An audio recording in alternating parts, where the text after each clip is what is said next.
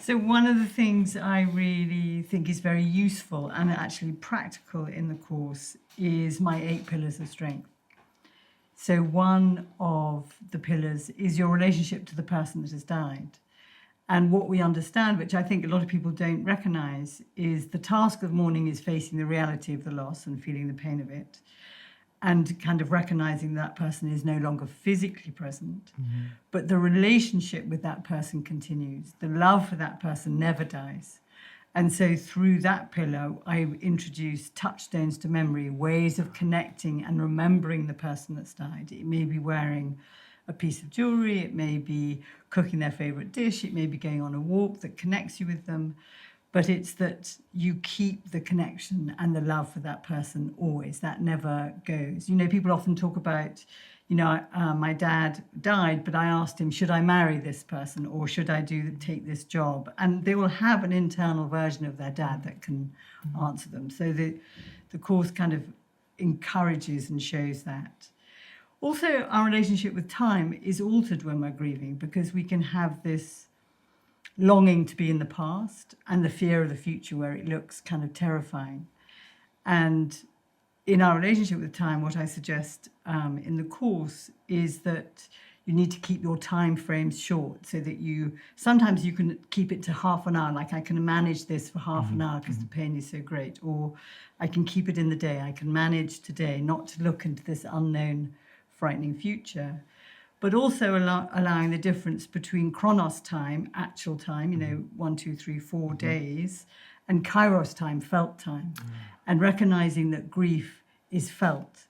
And so we can't judge ourselves by chronological time because it has its own felt process that we need to support. And I think I think actually all the pillars are really good, but one that may be useful for everybody to kind of know is structure.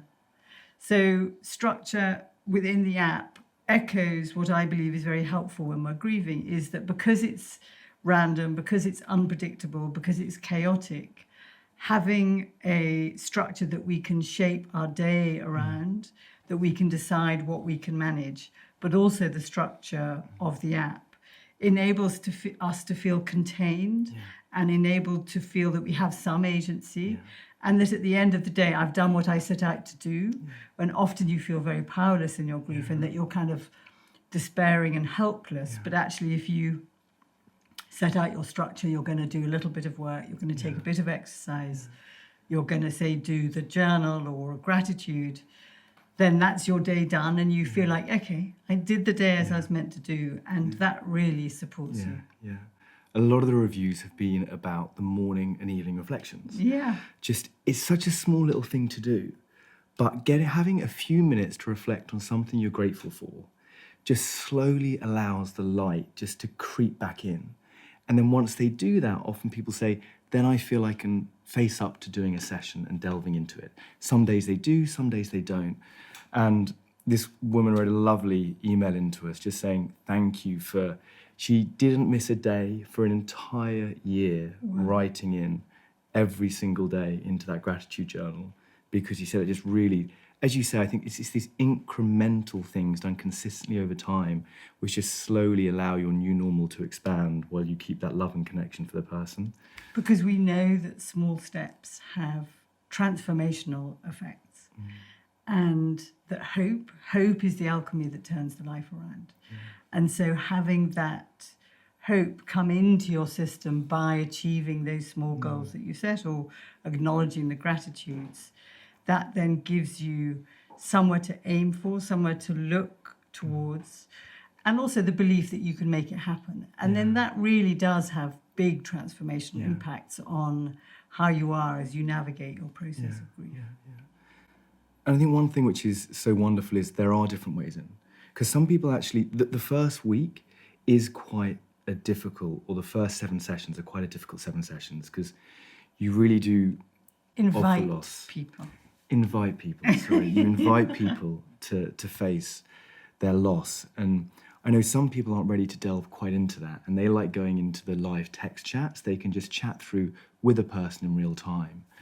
And then the other elements, which I know people find helpful, is the tools. And this is what I found so useful in the community in the last session as well, actually, where this woman shared about you do a meditation to take people through what they're feeling in the body and giving it a shape, giving it a texture.